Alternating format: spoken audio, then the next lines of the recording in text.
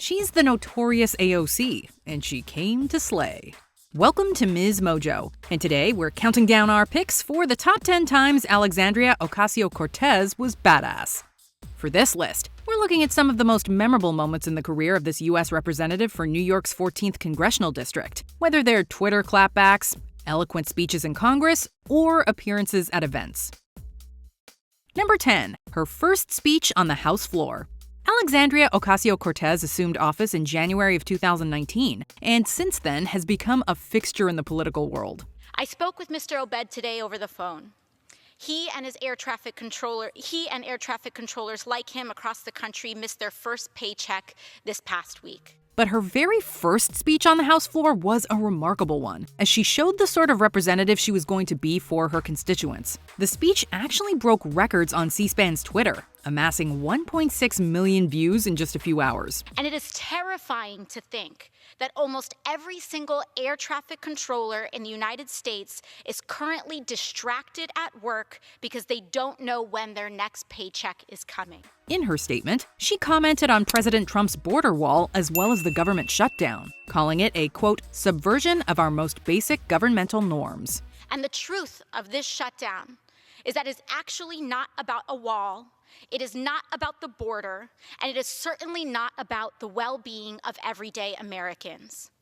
The truth is, this shutdown is about the erosion of American democracy and the subversion of our most basic governmental norms. Number 9. Her speech at the Women's Unity Rally. Are you all ready to make a ruckus? Are you all ready to fight for our rights? Are you all ready to say that in the United States of America, everyone is loved, everyone deserves justice, and everyone deserves equal protection and prosperity in our country? Early in her term, AOC was not just making impassioned speeches in the House. She was also making appearances at public rallies to share her views in front of massive crowds. She attended the 2019 Women's March and spoke at the Women's Unity Rally, where she talked about the civil rights movement and attempted to empower everyone in attendance to use their voice for good. Justice is not a concept we read about in a book. Justice is about the water we drink. Justice is about the air we breathe. Justice is about how easy it is to vote. Justice is about how much ladies get paid. Despite being new to her role at this point, she was already making iconic quotes, saying, quote, justice is about making sure that being polite is not the same thing as being quiet. In fact, oftentimes the most righteous thing you can do is shake the table. Number 8. The Michael Cohen hearing photo. Does that treasure trove of documents still exist? I don't know. I had asked David Pecker for them. So you would say the person who knows the whereabouts of these documents would be David Pecker? David Pecker, Barry Levine, or Dylan Howard. In February of 2019, Michael Cohen, who had previously worked on President Trump's legal team, appeared in front of the House Government Reform and Oversight Committee. In fact, the Washington Post reported on the Trump Links Bronx course in an article entitled, "Taxpayers Built This New York Golf Course and Trump Reaps the Rewards."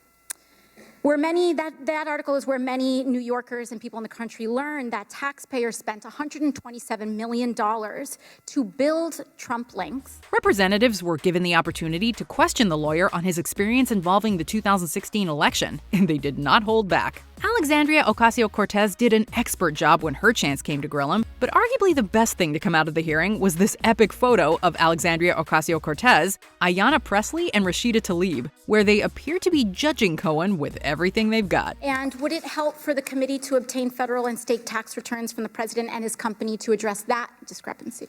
I believe so. Thank you very much. I yield the rest of my time to the chair. Number 7. Her speech about student loans. Families and people in my generation, older and younger, are not buying cars, we're not purchasing homes, we are not building families because of the scepter that student loan debt represents on our generation. One of the things we love the most about AOC is how relatable she is. And in this speech, we were able to identify with her even more when she talked about the fact that she still has student loan debt. Because what we tell 17-year-olds all the time is that you are not old enough or responsible enough to drink, You are not old enough or responsible enough to vote. You are not old enough or responsible enough to serve in our military, but you are old enough and responsible enough to take on $250,000 worth of debt. Along with Ilhan Omar, Pramila Jayapal, and Bernie Sanders, Ocasio-Cortez was introducing the College for All Act, which would get rid of student debt and make higher education more accessible for all Americans. And it was literally easier for me to become the youngest woman in American history elected to Congress than it is to pay off my student loan debt. She commented on the fact that it took her doing something that was nearly impossible, being the youngest woman in American history elected to Congress, to have a chance of paying off her debts, which is obviously not something that can be expected of the average person. Because in order for me to get a chance to have health care, in order for me to get a chance to pay off my student loans, I had to do something that was nearly impossible. And I don't think that that is the bar through which a person should be able to access education, healthcare, and a bevy of other things that should be considered human rights. Number 6, her Green New Deal speech. This is not an elitist issue. This is a quality of life issue. You want to tell people that their concern and their desire for clean air and clean water is elitist? Along with being introduced by AOC, along with Senator Edward J. Markey, the Green New Deal sparked discussions on the future of climate change in the United States. However, some critics claim that the plan, which involved minimizing the dependence on fossil fuels as well as greenhouse gas emissions, was a, quote, elitist one. Tell that to the families in Flint whose kids have their blood is ascending in lead levels. Their brains are damaged for the rest of their lives. Call them elitist. With her trademark fiery passion, Ocasio-Cortez came back at the critics, citing examples from the Bronx and Flint, Michigan, to prove that it was actually lower-income populations who would be the greatest beneficiaries of this plan. This is serious. This should not be a partisan issue. This is about our constituents and all of our lives. Iowa, Nebraska, broad swaths of the Midwest are drowning right now. Number 5, taking on President Trump. Well, you know, the president is from Queens, and with all due respect, half of my district is from Queens.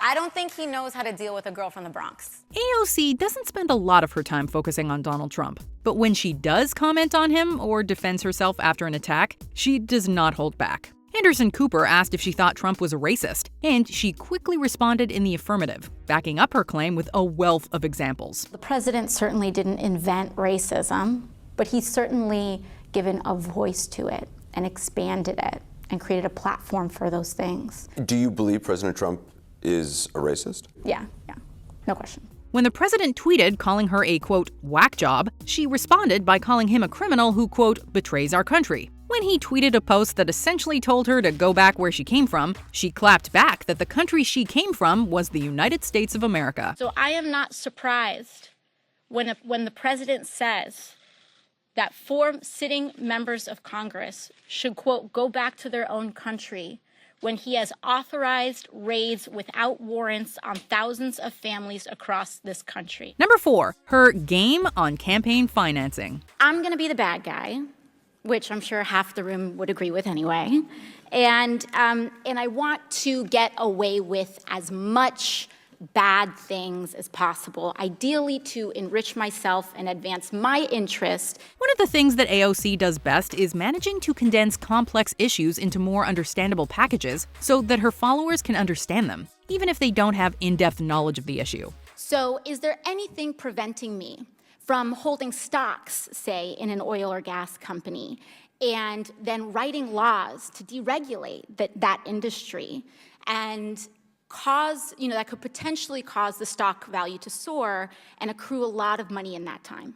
You could do that. She did this expertly in a speech about corruption and campaign financing, playing a game where she asked questions at the House Committee on Oversight and Reform. Yeah, there's just almost no laws at all that apply to the president. So I'm being held, and every person in this body is being held to a higher ethical standard than the President of the United States. She managed to make her point by backing everyone into a corner, basically proving that the system was broken and needed an overhaul as soon as possible. And it's already super legal, as we've seen, for me to be a pretty bad guy. So it's even easier for the President of the United States to be one, I would assume. That's right. Number 3, her defense of her clothing choices. When Sonia Sotomayor was having her confirmation hearings, the consultants kind of told her to wear a nude nail polish because wearing a bright color would kind of attract more scrutiny. And so she wore bright red nails. And I figured, why not? Journalist Eddie Scarry tweeted a photo in 2018 showing AOC walking down a hallway dressed for work. He asserted that the clothes she was wearing made it clear that she wasn't actually, quote, a girl who struggles, as she purports to be. And that kind of economic stress and living through it and enduring past it really showed me in a visceral way what it's like to be an American in a way that I don't think most public officials understand. While Scarry eventually deleted the tweet, AOC kept her receipts and called out the journalist for his misogyny. She acknowledged that women's appearances are critiqued seemingly no matter what they wear, and that people would be taking pictures of her, quote, backside, whether she came in looking put together or wearing a sack. She also had to defend her being well-dressed for a magazine shoot, schooling her critics on the fact that she doesn't actually keep the clothes she's wearing. Number 2, her reaction to the Breakfast Club video. When AOC took up her position as a congresswoman, one of her detractors posted a 2010 video from her college days where she's dancing joyfully, recreating moves from the Breakfast Club. The attack totally backfired, however, because most viewers were charmed by the video rather than thinking it took away from the congresswoman's gravitas. And AOC herself was quick to make light of the situation, filming a new video of her dancing outside of her office, showing that even women in power can have a little fun every now and then. Before we unveil our top pick, here are some honorable mentions. Knock down the house. The difference between an organizer and a strategist, and her reaction to winning her campaign. Democrat Joe Crowley is leading the fight against Donald Trump. There is nothing about the path forward here. Trump 3 times, commitments 0 times. You said this is our government. It belongs to us. So all of this stuff is yours. Her campaigning shoes. The wear and tear on her shoes shows just how hard she worked.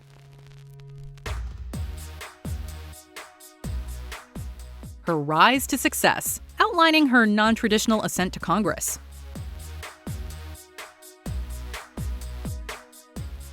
Defending socialism. Quote, they aren't all my ideas, but they are good ideas.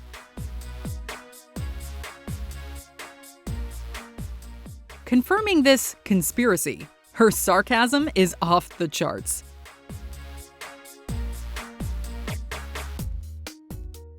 Before we continue, be sure to subscribe to our channel and ring the bell to get notified about our latest videos. You have the option to be notified for occasional videos or all of them. If you're on your phone, make sure you go into your settings and switch on notifications. Number 1. Response to Congressman Yoho. If you didn't already think AOC was a badass before this speech, you must now. Representative Yoho put his finger in my face. He called me disgusting. He called me crazy. He called me out of my mind. And he called me dangerous. After reportedly being verbally attacked and cursed at by Representative Ted Yoho outside of their workplace, Ocasio Cortez took to Congress to give a speech about the dehumanization of such name-calling. She embarked on an epic teardown of the congressman while remaining calm and measured throughout, never stooping to his level. It is a culture of lack of impunity, of accepting of violence and violent language against women, and an entire structure of power that supports that. She talked about what truly makes a good man, and how she was not raised to put up with this kind of abuse from men in power. And I am here because I have to show my parents that I am their daughter, and that they did not raise me to accept abuse from men. The video went viral for good reason, because every woman who watched it was surely able to relate, and hopefully feel empowered by Ocasio Cortez's words. And so what I believe is that having a daughter does not make a man decent. Having a wife does not make a decent man. Treating people with dignity and respect makes a decent man. Do you agree with our picks? Check out this other recent clip from MsMojo, and be sure to subscribe and ring the bell to be notified about our latest videos.